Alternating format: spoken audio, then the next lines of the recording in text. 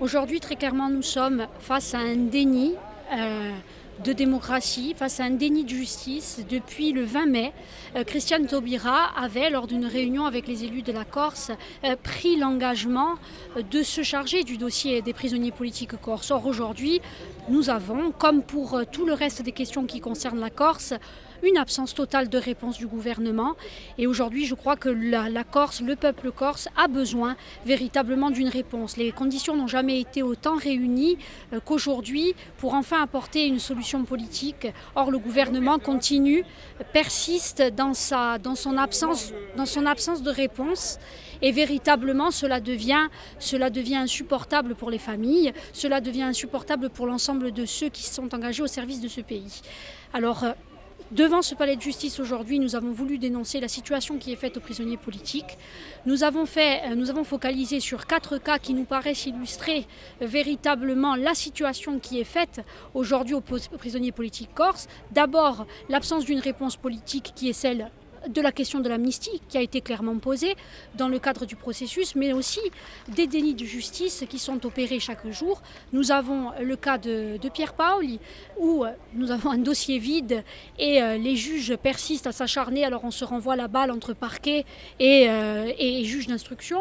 Ensuite, nous avons le cas de Paul-André Contadine. Tous les voyants sont au vert pour qu'il puisse être rapproché. Enfin, il a été condamné. Toutes les conditions sont réunies et on continue à lui refuser son rapprochement.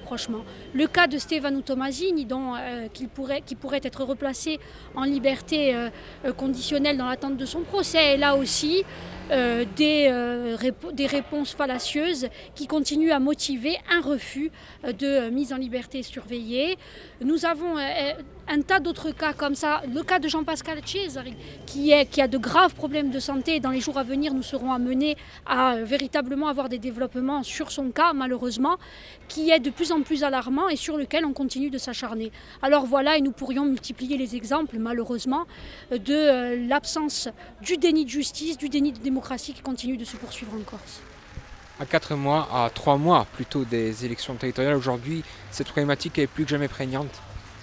Je crois qu'elle l'est puisque nous avons donné tous les gages de la paix, le mouvement national, le FLNC, bien entendu, les élus de la Corse qui se sont montrés en capacité de dire ensemble ce qu'ils voulaient, et finalement une absence de réponse ou des réponses partielles sur le plan politique, et véritablement